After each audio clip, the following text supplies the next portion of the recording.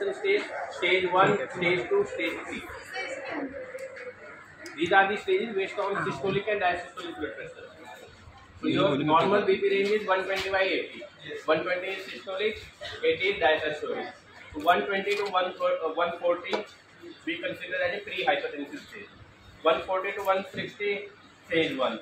160 to 180 stage 2. More than 180 stage 3. So according to the stages we will start the treatment of the patient. Next is, as I said, now we are going to move. Next is CHF. CHF, that is we call congestive heart failure, right? So heart will fail due to two reasons. When there is a, not two reasons. Heart failure happens when your cardiac output is unable to meet body requirement. When your cardiac output is unable to meet body requirement, that condition we call heart failure. Got it? When your, again I am repeating, what is congestive heart failure? When the heart will fail, when your cardiac output is unable to maintain the body requirement. So I think every one of you knows heart is act like a pump, right? So there is a left atrium, left ventricle, right atrium, right ventricle, right?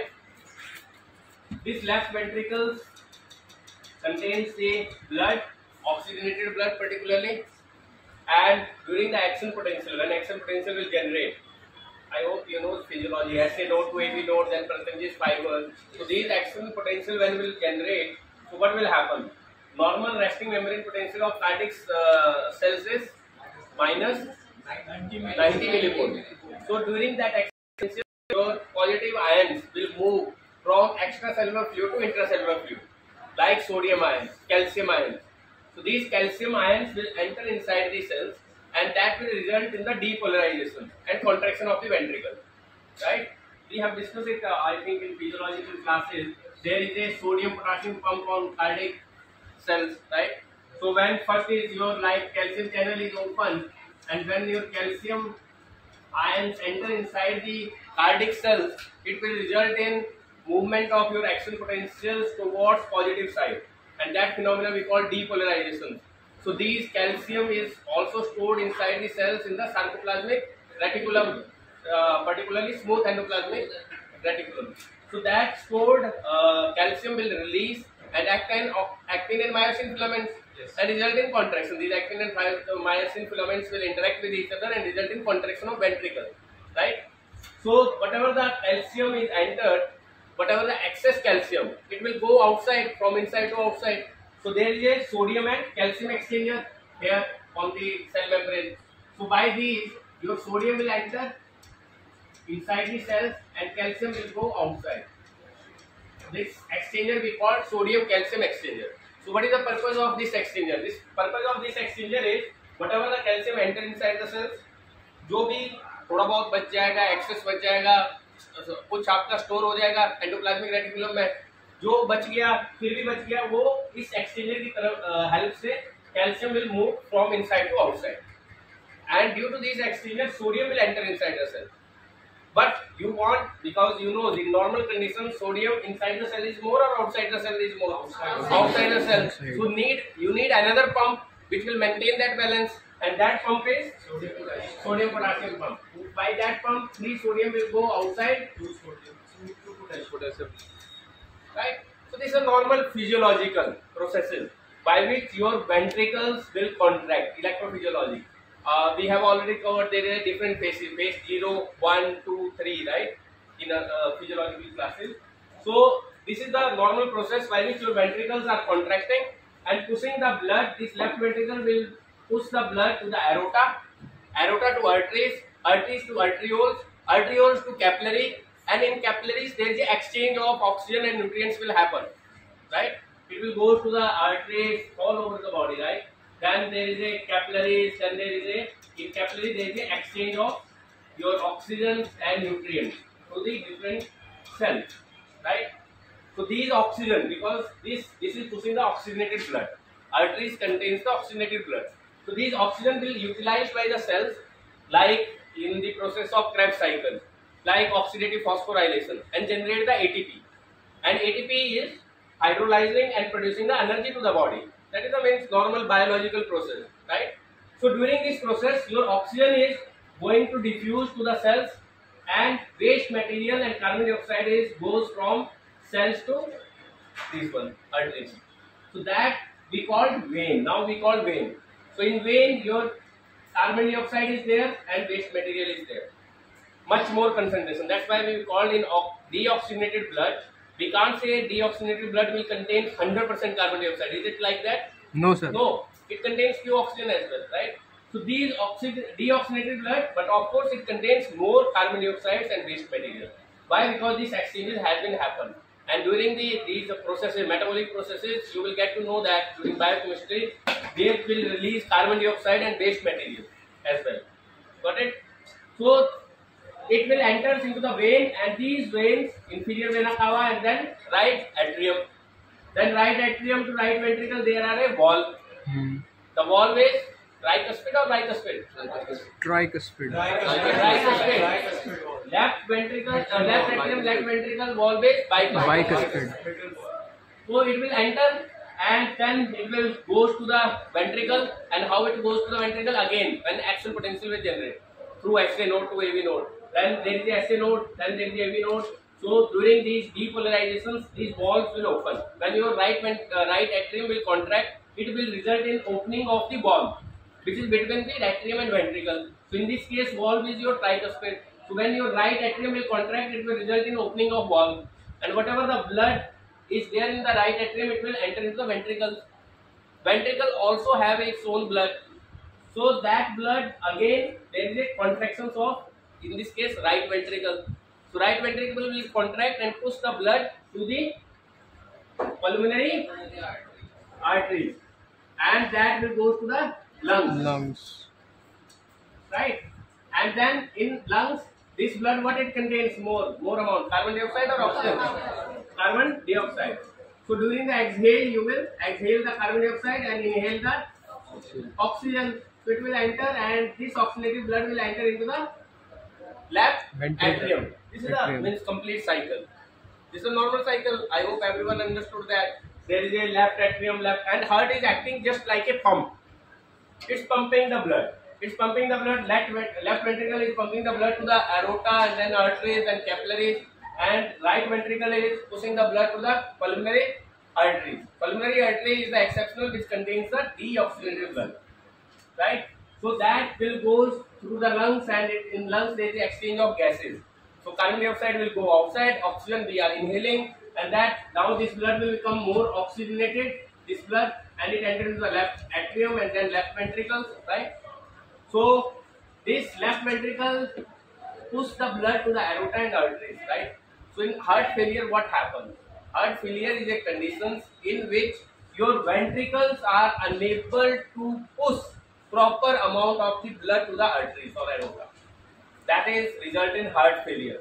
So heart failure can happen due to left ventricle failure, due to right ventricle failure. Any ventricle can fail, right? But most of the cases you will find with left ventricle failure as compared to right ventricle failure. So cases of left ventricle failures are more as compared to right ventricle. So when your heart is unable to push proper amount of the blood to the aorta and artery, so normally that blood, that amount we call SV. SV is stroke volume.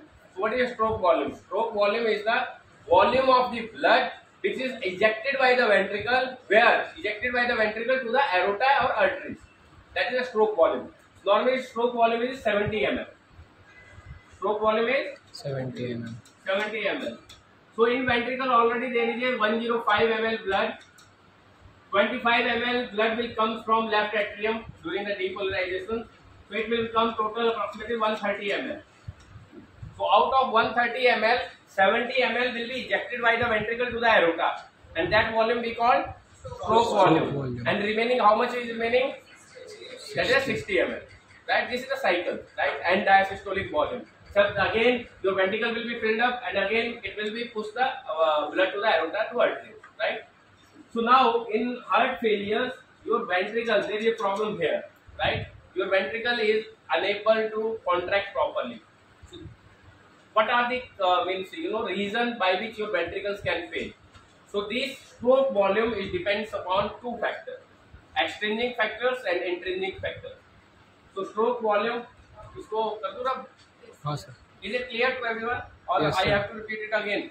Last, clear? So stroke volume, because cardiac output is equal to stroke volume multiplied by heart rate. So if your stroke volume will decrease, obviously your cardiac output will decrease. If your cardiac output is decreased much more, it could result in heart failure. Got it? So stroke volume depends upon two factors, intrinsic factors and extrinsic factors. Intrinsic factors and extrinsic factors. Intrinsic factors, as its name indicates, these are their intrinsic properties of the ventricles, which results in the contraction. Because ventricles, actin and myosin filaments are there. There is a muscular protein, so it will contract. So there is an intrinsic property of the ventricle to contract. So if there is any disease with respect to ventricle, if the patient is suffering from, suppose, inflammations of cardiac cells, myocarditis is the condition. Myocarditis. Itis means inflammation. Inflammation of myocardial cells. So if your ventricle cells are suffering from inflammation, so your stroke volume can be suffered, right? So that's the intrinsic factor. Is it clear? So if your ventricles have some kind of disease by which your cardiac output can be decreased, such as myocarditis, right? Second is extrinsic factors is depend upon two things, preload and afterload. Preload and afterload. These are important terms with respect to CHF. Preload and afterload. So what is preload and what is afterload? So preload, again it's a load. So what is preload? Preload is the load on the ventricles. This is a preload, is a load. Where is this load is? Load is on ventricles due to or exerted by the blood which is present during the diastole. The blood which is present during the diastole, when your heart is relaxing, when your ventricle is relaxing, in that one, whatever the volume of blood is there, that volume of blood is exerting the load on the ventricle. That load we call preload. Clear? Yes, sir. Afterload. Afterload is on the ventricles, but in this case load is on the contracting ventricles. When your ventricles are contracting, in that time when there is a load is exerted on the ventricles, that is we call afterload. And that load can be happen due to, if suppose in the artery some atherosclerosis is there, so atheroma is there. So your ventricle is contracting and trying to push the blood to the aorta arteries, but due to this atheroma or thrombus, it's creating the load on the ventricle. So that load we call afterload. Afterload. Load on the ventricles or contracting ventricles due to resistance in the arteries. Due to resistance, and the resistance can be happen due to atherosclerosis, due to your depositions of bad cholesterol and so on, right? So there are two terms very important. Preload. Preload is the load created by the blood which is enters in the ventricle during the diastole, when your heart is relaxing, not contracting. That time, what is the load that blood is creating on the ventricle? That is a preload. And the load on the contracting ventricle due to resistance in the arteries, and resistance in the artery can happen due to atherosclerosis. So that load we call afterload. So these are two factors by which your heart can fail. If your preload is increased much more and afterload is also much more, that could result in heart failure. Your pump can fail. अगर आपका pump है, आगे आपकी pipe में कुछ पत्थर फंसा हुआ है, उसको वो क्लियर ही नहीं हो रहा है, तो बैक प्रेशर मारेगा ना उसको पंप को, तो पंप फेल हो सकता है. Continuous back pressure for a longer period of time, आपका पंप फेल हो जाएगा. That is the one case, that is the afterload कि पत्थर फंसा हुआ है. प्रीलोड हो गया कि आपके पंप को, आपने पहले टैंक आपका 500 लीटर का था, आपने बहुत बड़ा टैंक, और आपके पंप की उतनी कैपेसिटी नहीं है, that is your That is your Preload. preload. Load created by the blood during the diastole on the ventricle. That is your preload. Is it clear? So now these are the two conditions on which your heart failure will depend. So if you understand it more clearly, for example, this is suppose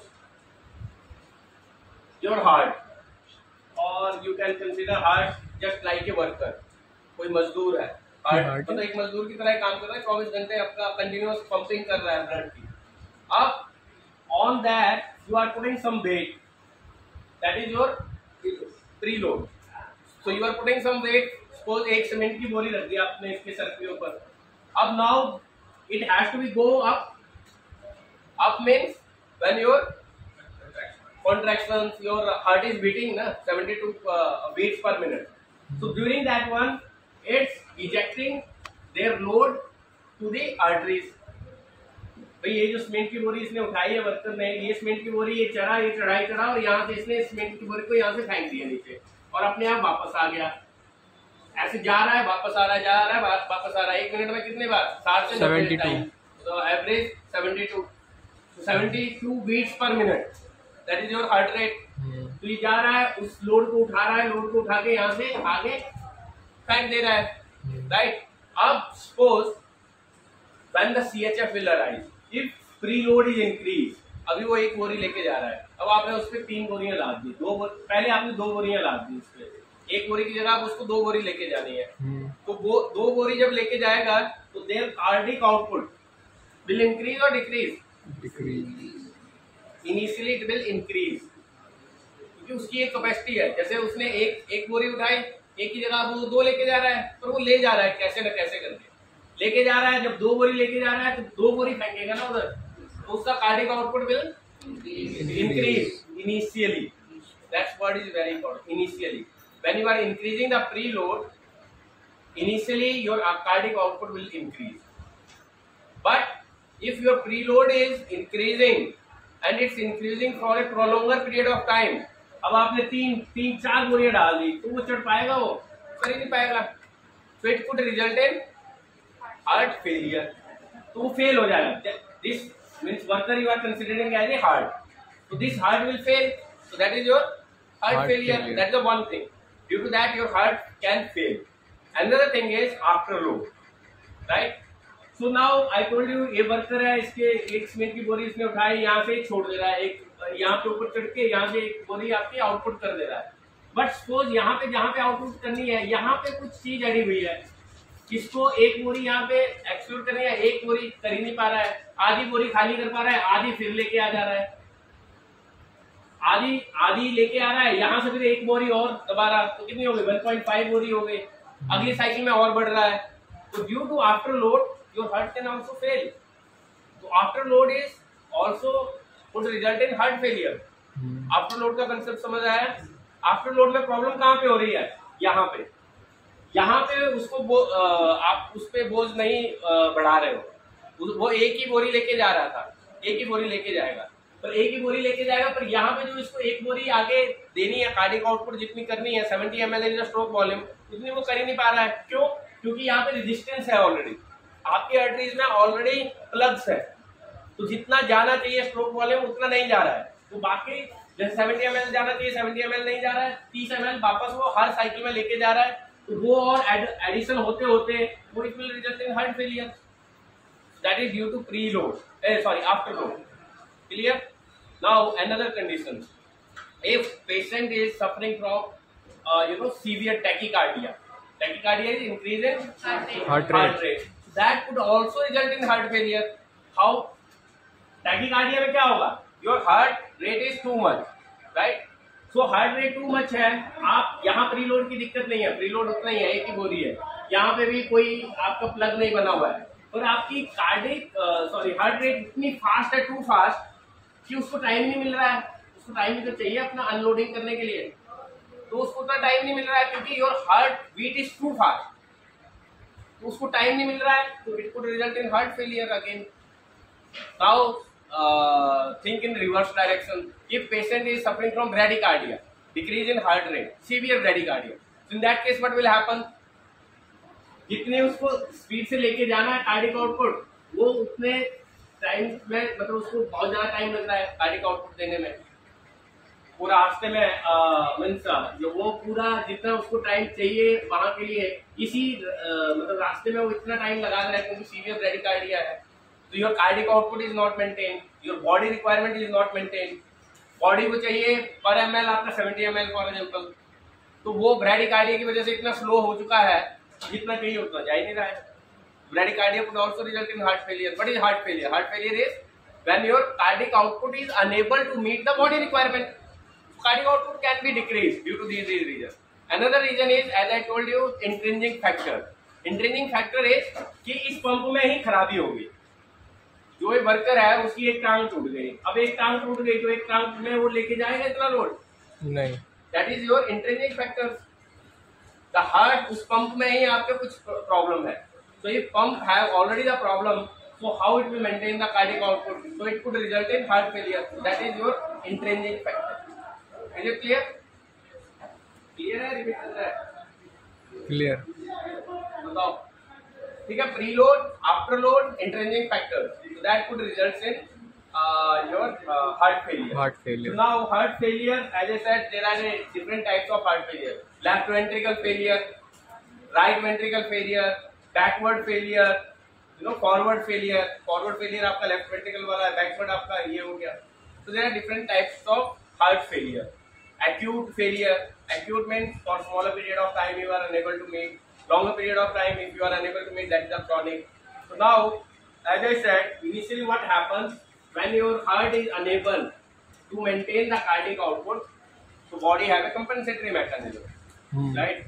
From since beginning, from the first semester, you are learning about if cardiac output is dropped, so in every body there is a compensatory mechanism for it. So we have discussed so many times. When your cardiac output will drop, so what will happen?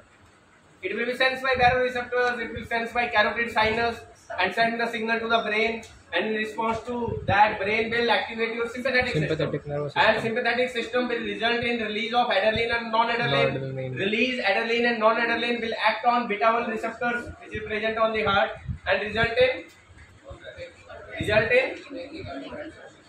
tachycardia. Tachycardia as well. Result in vasoconstriction. Ventricle depolarization. Result in ventricle depolarization and to maintain the cardiac output. So cardiac output is equal to stroke volume into heart rate. So heart rate will also increase due to stimulation of beta-1 receptors. So stroke volume is also increased, right? But heart rate is the phenomena with respect to SA node and AV node. In SA node and AV node there is also beta receptor, beta-1 receptor. When your adrenaline is acting on the beta-1 receptor which is present in SA nodes or AV node, it will result in tachycardia. When your adrenaline and non-adrenaline act on the ventricles, then it will result in chronotropic effect. Means it will result in ventricle depolarization. It will result in increase in stroke volume. Got it? So your sympathetic systems is also activating your alpha-1 receptor, which are present on blood vessels. So alpha-1 receptor will result in vasoconstriction. Vasoconstriction will there, so it will increase the blood pressure. So that is the one of the compensatory mechanism. Another compensatory mechanism is well known, that is the activation of 116. So initial stages, when you are increasing the preload or when there is cardiac output is decreased, it will be maintained by the compensatory mechanism. So compensatory mechanism is useful to maintain. But when your compensatory mechanism is working for a longer period of time, it will do the harm to the body. यही आपका compensatory mechanism आपके लिए हानिकारक हो जाएगा, harmful हो जाएगा body के लिए. This compensatory mechanism, how it will result in harmful effect. But before that, within physiological limits, when your preload is increased in the ventricle, so your ventricles will be expanded. So your ventricle, we call it ventricular hypertrophy, right? At initial phases. So ventricular hypertrophy is the one of the phenomena of cellular adaptation. And cellular adaptation is physiological or pathological? Physiological. Physiological, right? It's a physiological. So it will result in ventricular hypertrophy. Because your ventricle, अगर इसमें मान लो पहले for example 130 ml blood है, अब 150 है, so your ventricles will be stretched, right? Due to ventricular hypertrophy, size थोड़ा सा increase होगा, and due to increase in size, radius will increase and your output will be increased, and that we call Frank-Starling law. Frank-Starling law. Frank-Starling law. Within physiological limit, when you are increasing the load on the heart, the cardiac output will increase within the physiological limit, because your ventricles will be expanded, your ventricular hypertrophy will happen, and that will result in increase in cardiac output. That is your Frank-Starling law within physiological limit. But when it goes further, then it will result in failure, right? Your cardiac output will not increase, rather than it will go to decrease, and it will result in heart failure, cardiac dilatation, right? Dilation. Remodeling will happen.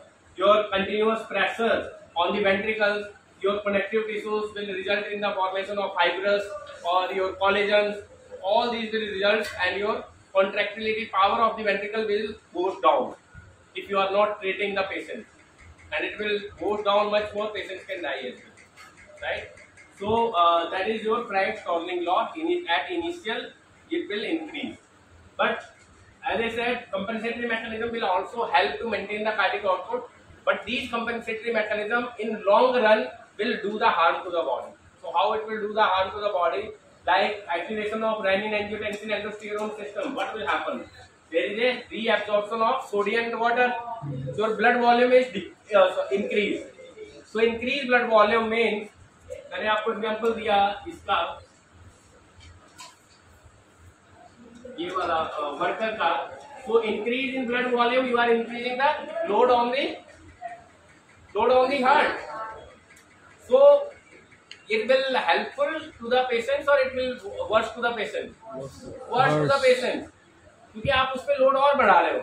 Initial phases it's okay, but long run your compensatory mechanism will do the harm. Like renin-angiotensin systems will increase, and your sympathetic system is going to result in vasoconstriction due to stimulation of alpha-1 receptors which are present on blood vessels. So due to vasoconstrictions, vasoconstriction is good for the heart failure or bad for the heart failure patients? Bad. क्योंकि मैंने आपको बताया, अगर यहाँ पे आप इसको ही constrict और करवा दोगे तो आपके पंप पे और प्रेशर पड़ेगा, तो और ज्यादा फेल हो जाएगा.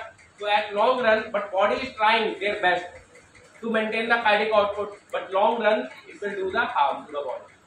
So that's why whatever the drugs we are giving to the management, we have a drugs, we are slow down. We are going to slow down the heart. Like we are using beta-1 blockers, which will inhibit.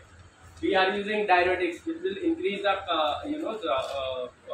output of the fluid from the body. Got it? Now,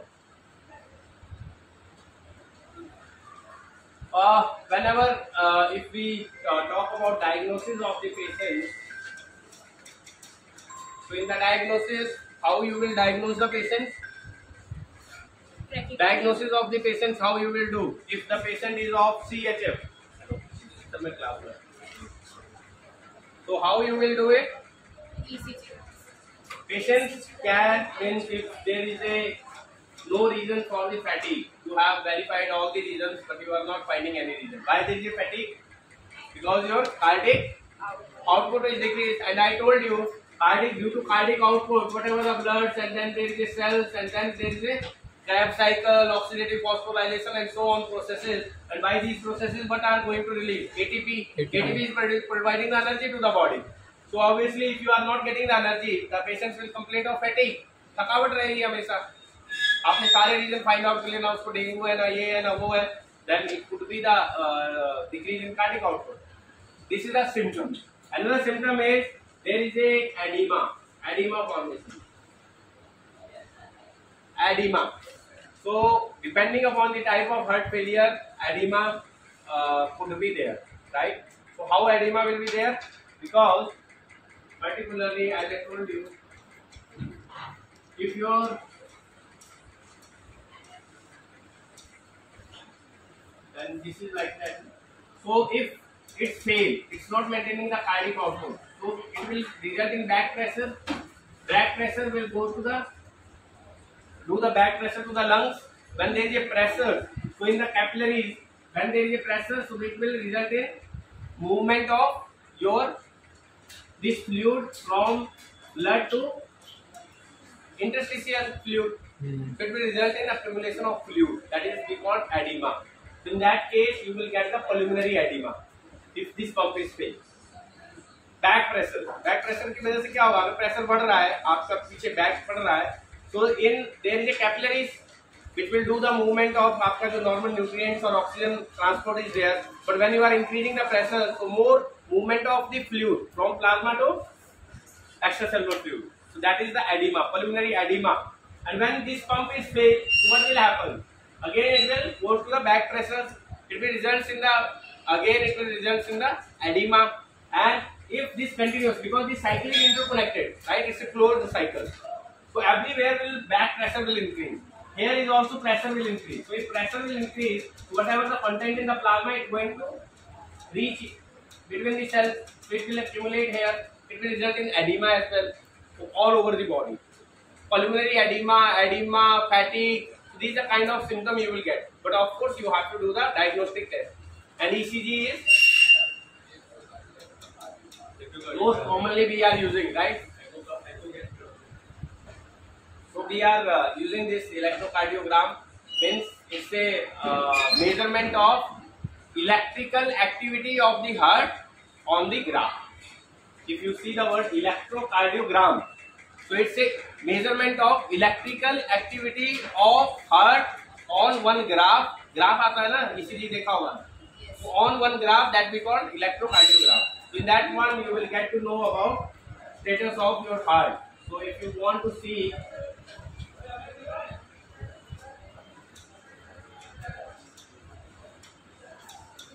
intervals, P interval represent what the P interval represent? Depolarization of atria. Depolarization of atria. QRS interval represent depolarization of ventricle. P represent depolarization of atria. Depolarization of your ventricle. That is your P wave, right? So this whole cycle is of 0.8 second. 8 seconds. So we will get to know where is the problem. In ECG we are most commonly doing for diagnosis of any heart disease. And then there is a specific proteins also when there is a, if your cardiac cells are damaged due to intrinsic factors, so specialized proteins are also reached in the blood circulation. So if you are measuring the concentration of that proteins in the blood, you will get to know that there is some injury in the myocardial cell. The protein name is troponin. Troponin is a specific marker for cardiovascular related injury. If there is any injury, if your troponin level is increased, you will conclude that there might be some injury in the heart. So troponin is particularly released when there is injury in the heart. Like that, there is specific biomarker for every organs or tissues. Like we talk about SGOT and SGPT. If when there is a liver injury happen, so your SGOT, SGPT level will be increased. So if your SGOT, SGPT level is increased in the blood, you will conclude that आपके liver में कोई injury हो रखी है, उसकी वजह से बढ़े हुए हैं. Like troponin is increased, right? So you will CKMB, creatinine, myoglobin is another marker for the heart. CKMB, creatinine kinase myoglobin. Creatinine kinase myoglobin is another one which will tell you about status of your heart. So these laboratory tests will help you to find out the diagnosis of this disease. Now we talk about treatment. Treatment is, we are not going to talk in much more detail, but in treatment, again, there is a interventional and non-interventional. Non-interventional. So in non-interventional treatment, what you have to suggest? Dietary, because that if there is a failure due to afterload, so means there is a vasoconstriction, and vasoconstriction is happened due to depositions of bad cholesterol in the arteries. So you want to modify the diet, you want to change the lifestyle disorder. But if still it not work, there are many studies which are mentioning about the Arjuna bark. Arjuna bark is also cardioprotective in nature. Arjuna की जो छाल होती है Arjuna पेड़ की, if someone is suffering from cardiovascular disorder, so some physicians are recommending to use that Arjuna bark for the management of cardiovascular disorder.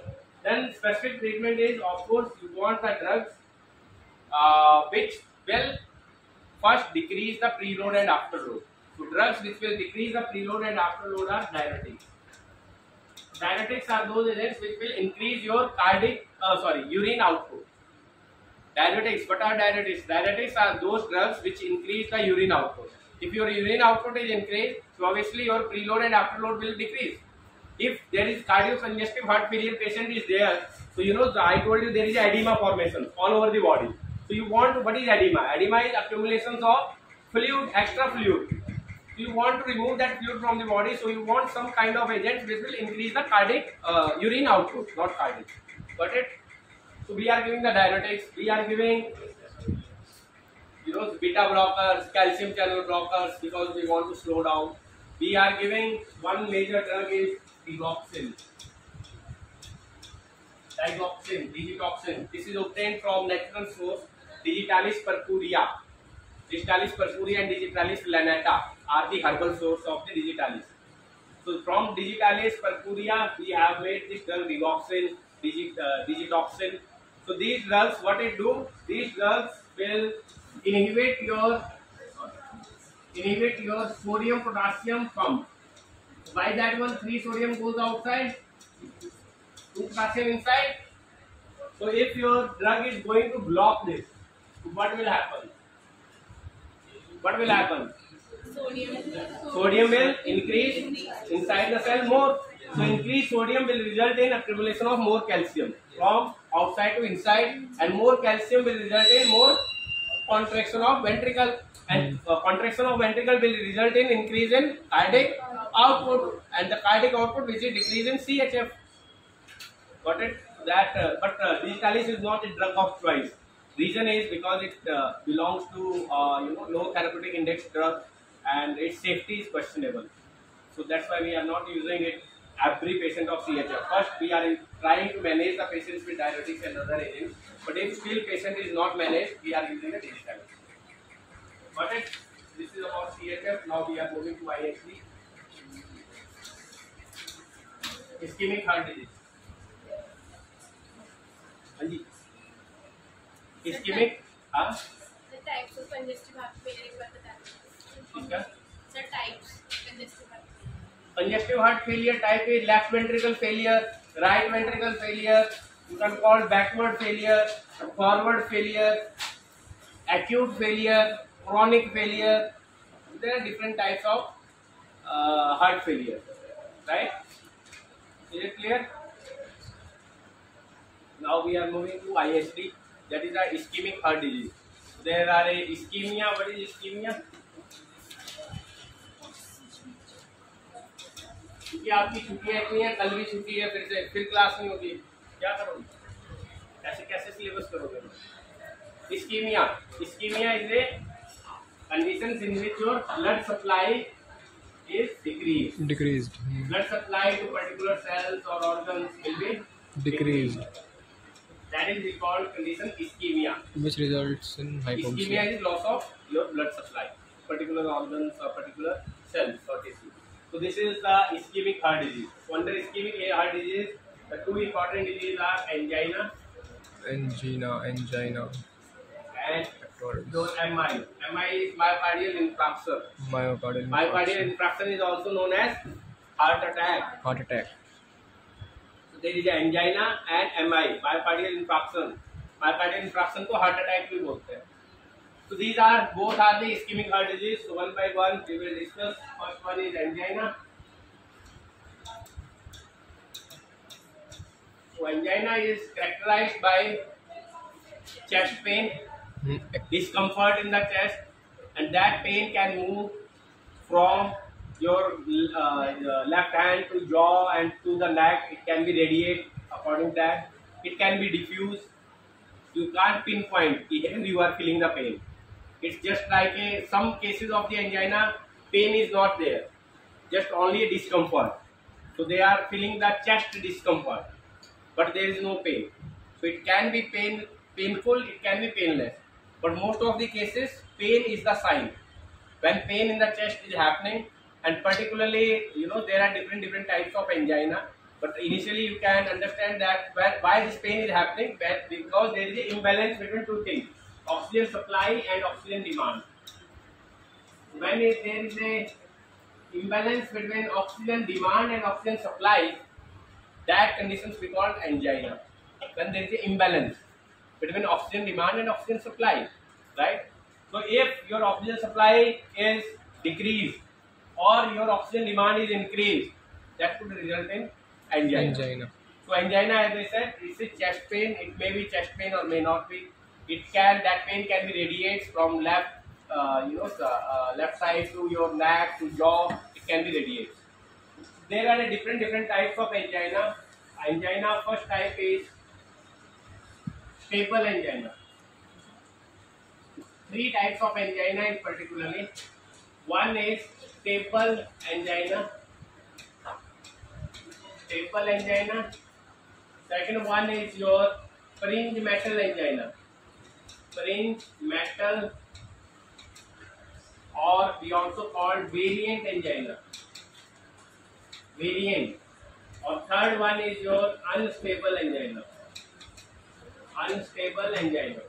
Stable angina, we also call it, classical angina.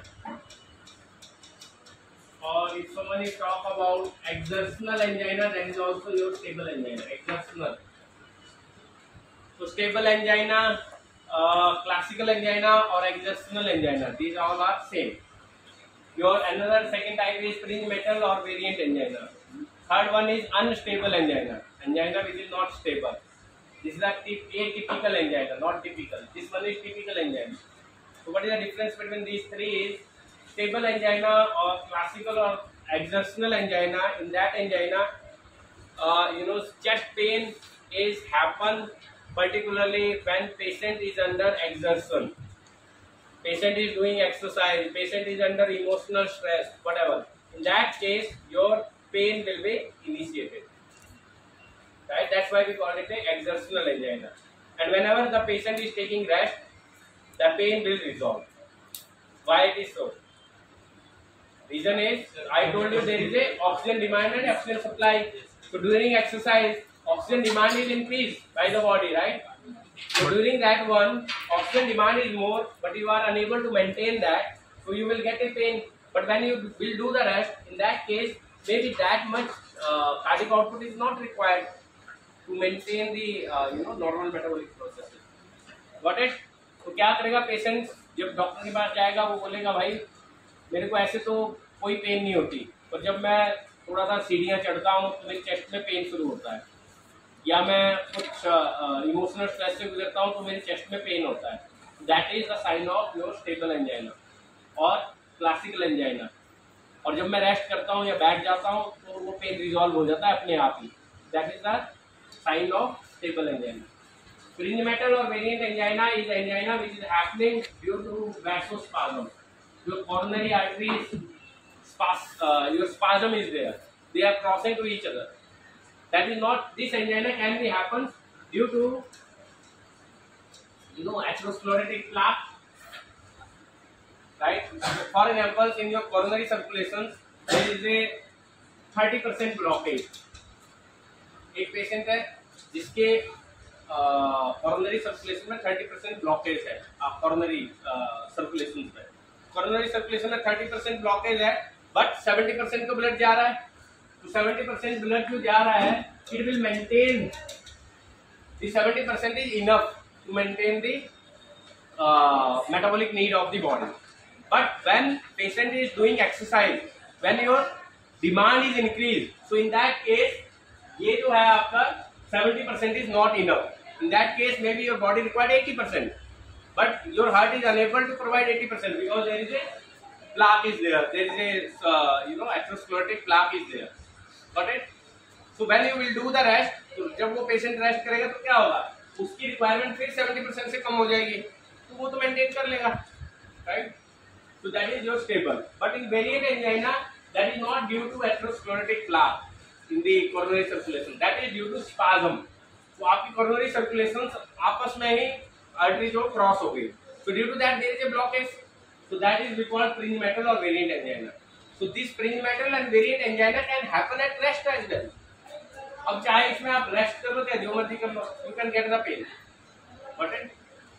Third one is your unstable angina. Unstable angina, as its name indicates, there is a plaque. Again, in unstable angina, there is a atherosclerotic plaque is there in the coronary circulation, but this plaque is unstable. That's the difference. Unstable means it can be, ये rupture हो सकता है. It can be rupture and do the complete blockage. अगर आपका plaque rupture होगा, it can result in platelet aggregations, platelet activations, all these processes, coagulation pathways, वो आपका clot बना सकता है. So which one is more dangerous? Unstable angina. So if the patient, and it can happen at rest as well. It's not due to exercise or due to anything. It can happen at rest as well. आप rest पे हो, उसमें भी आपको pen हो सकता है. Now this unstable angina, when your anginal pain is not resolved within 20 minutes, then it could result in irreversible cell death, because angina is reversible. अगर आपने, क्योंकि अगर मतलब जो भी ये यहाँ पे 70% आपकी सप्लाई जा रही है, तो 70% supply is enough. But as I said, अगर आप एक्सरसाइज कर रहे हो, आपको नाउ रिक्वायरमेंट इज 80%. तो थोड़े टाइम के लिए 5-10 मिनट के लिए आपको पेन हुई, आपने रेस्ट कर लिया, तो during that time period your cell will not undergo under the process of irreversible cell death. It will be reversible. तो आपने दोबारा रेस्ट लिया, वो मेंटेन होगा, आपका सेल्स मरे नहीं, डेथ नहीं हुई उनकी, मायोकार्डियल सेल्स की. यहाँ आगे जो सेल्स है उनकी डेथ नहीं हुई. समझ आ गई बात?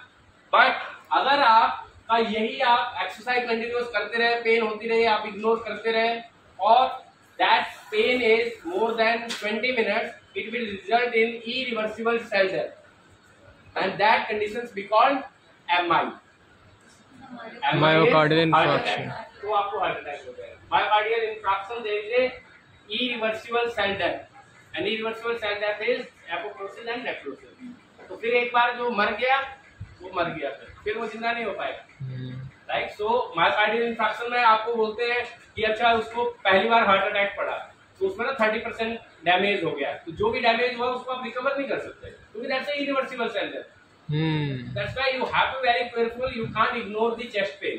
So it's always recommended, किसी को भी, कोई भी है घर में या रिलेटिव है, किसी को चेस्ट पेन हो रही है, तो immediately you have to give the aspirin.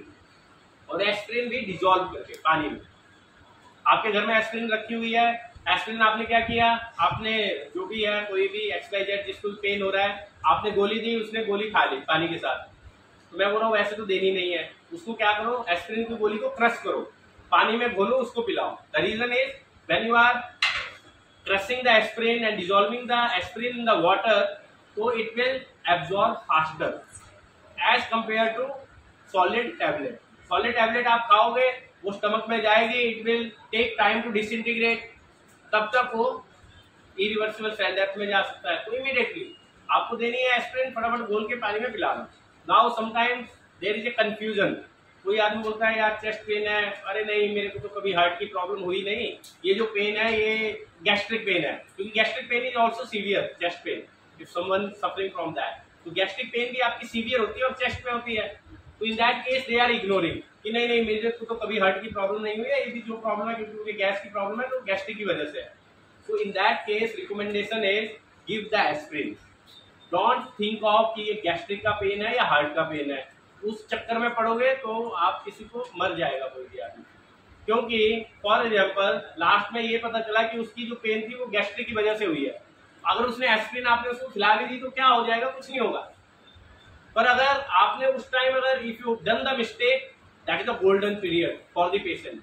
वो उसके पास टाइम बहुत कम बचेगा और वो मर जाएगा. और आप सोचोगे यार मैंने सोचा था गैस्ट्रिक पेन है, पर ये तो निकली हार्ट की, और मैंने एस्पिरिन थी, वो एस्पिरिन भी नहीं दी क्योंकि उसने तो कभी बोला कि मुझे आज तक नहीं हुई हार्ट की. तो that's why it's always recommended कि पेन चाहे कोई भी है चेस्ट की, इमीडिएटली आप एस्पिरिन दीजिए बोल के, फिर बाद में आप देखते रहिए. नॉट एनाल्जेसिक, इससे antiplatelet. Antiplatelet aspirin is a powerful antiplatelet. खून पतला करने की दवाई. हर कार्डियोवैस्कुलर डिजीज के पेशेंट्स की प्रिस्क्रिप्शन में आप एस्पिरिन पाओगे, एस्पिरिन की गोली पाओगे. वो खून को, वो प्लेटलेट्स को एग्रीगेट नहीं करने देगी, ब्लॉकेज नहीं बनने देगी. Aspirin is important and it's a first aid treatment. If anyone is suffering from aspirin, फटाफट aspirin is very cheap drug as well. Got it?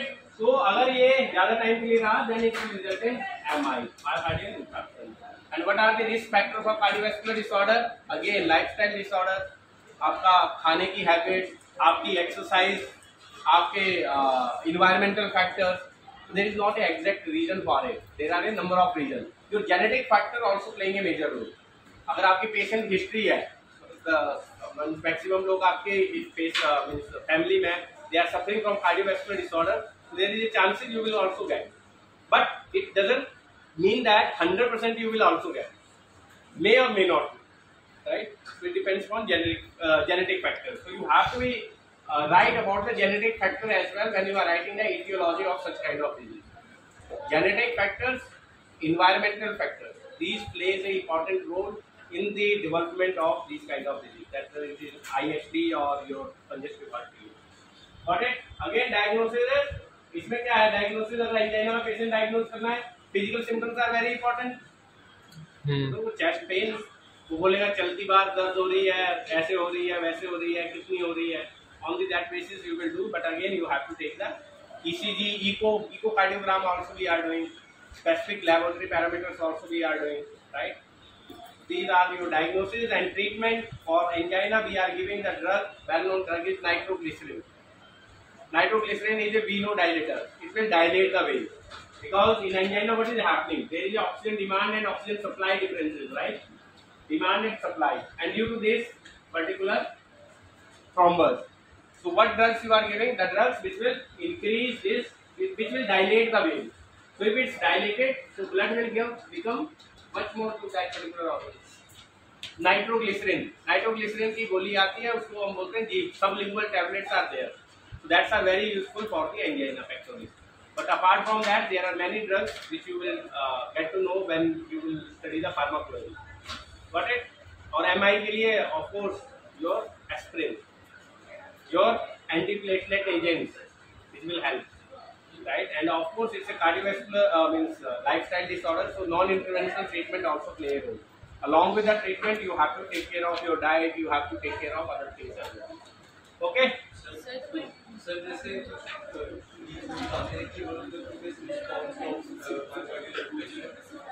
Patient को जिंजर च्यू करने के लिए वो दे सकते हो, बट वो उतना हेल्पफुल नहीं है. अच्छा, लेकिन उसके पीछे ना कॉन्सेप्ट ये कि कोई वैसोडाइलेशन करेगा, बट उतना फास्ट नहीं करेगा क्योंकि आपके allopathic drugs will do the quick action. कोई ऐसी मेडिसिन नहीं है. Okay, anything else? कोई ऐसी मेडिसिन नहीं है जो ये टांग बनाए रिमूव कर दे. क्या सर ये टांग बनाए से रिमूव करने की मेडिसिन नहीं है. प्लाक्स को डिसॉल्व करने के लिए? हाँ वही है ना, एस्पिरिन है, जो एंटीप्लेटलेट है, योर एंटीकोगुलेंट्स है.